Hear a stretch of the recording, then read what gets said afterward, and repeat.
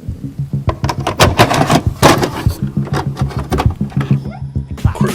the first one to do that. I bet you never knew that. Back like a tailbone. Who you got the tail on? If it ain't about me, about whole D, about face. If you ain't on higher, learn it. The soda in the pot and the fire, burn it. This shit is so dope. You might wanna be my guest.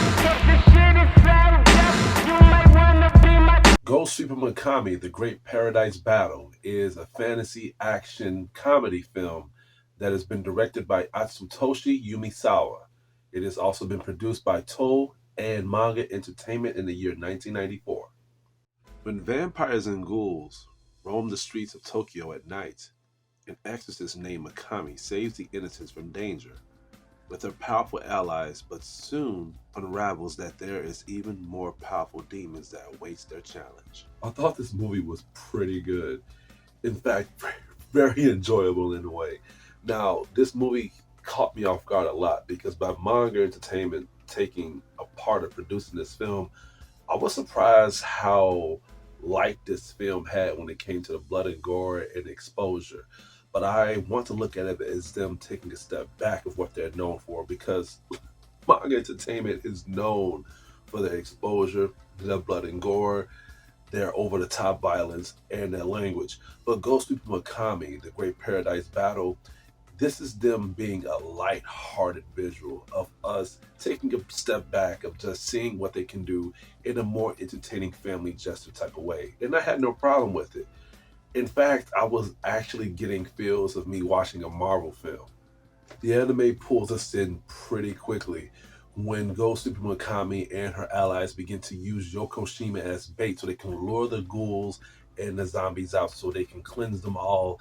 I thought this was pretty smart for them.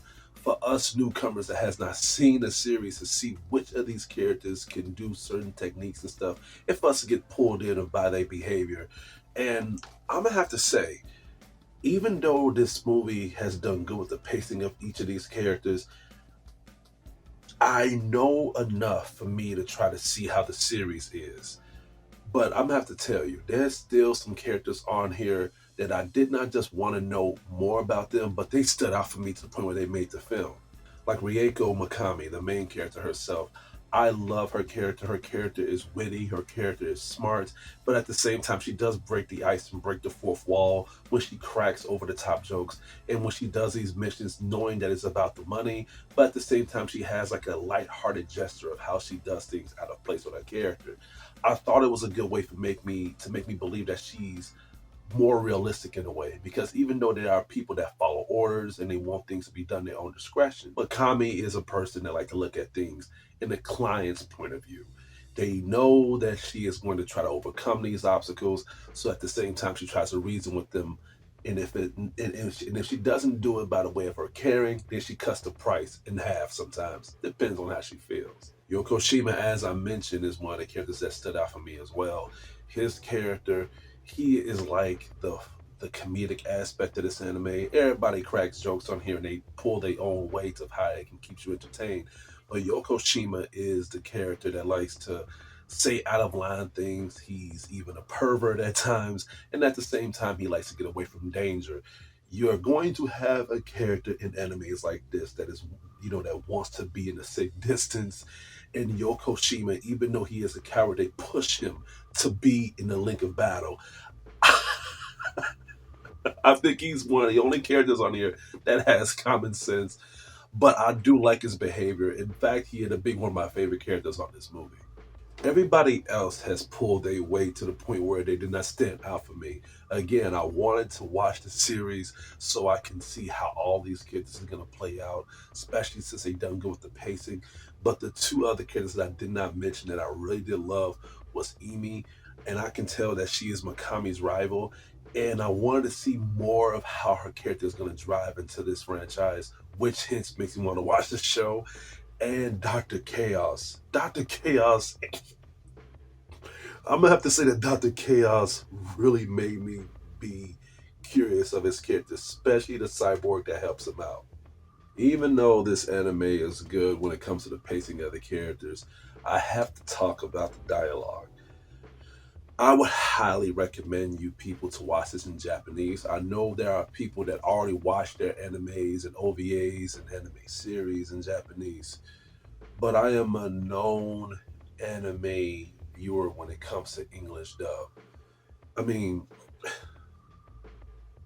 take a look at this. This is Tom. If y'all don't know who Tom is, he is the main host of a Cartoon Network franchise that is called Toonami. I've known him since I was a child. He has really not just brought me into the life of so many anime hidden gems, but he has put me into a lot of anime dubs.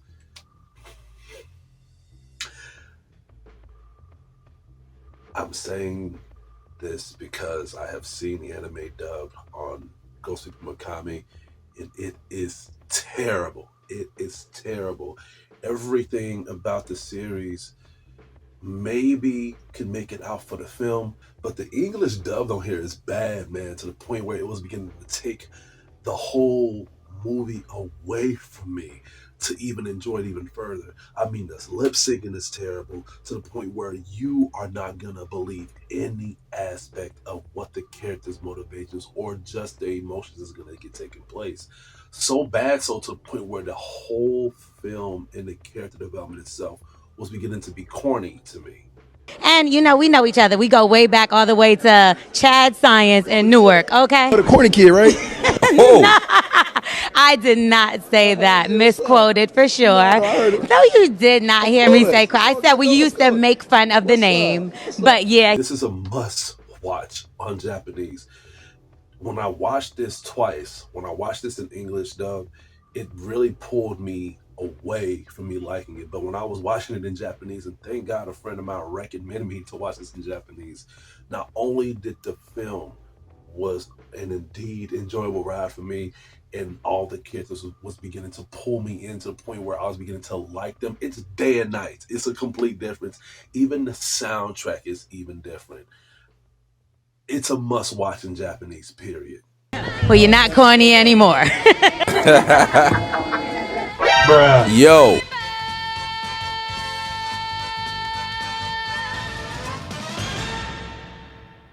Let's talk about the action.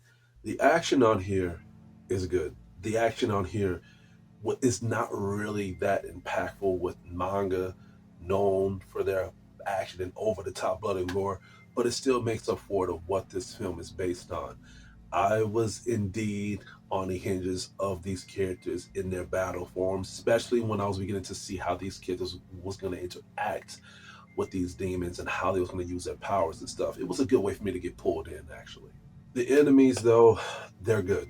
I do like the enemies on here, especially the main one, Nobunaga. Nobunaga's role on here was great, was excellent. He was threatening, he was imposing, and at the same time, I was actually fearful for his character. But what I like about his character more than anything else is the fact that he throws some humor, he throws some laughs, and at the same time, he throws some charming gestures to his character. But man, whenever he gets mad, and when he gets serious, the film gets serious. He shows off how deadly he is.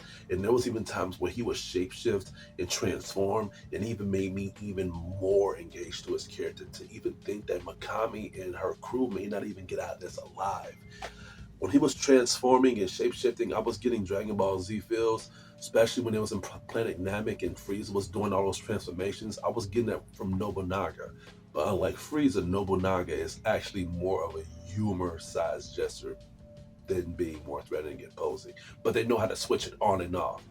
Hence, again, like a Marvel film. They know how to pull you in from action, and they know how to pull you in with drama, know how to pull you in with humor.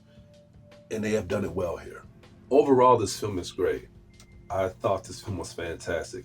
And then this gave me enough interest and curiosity for me to check out the series.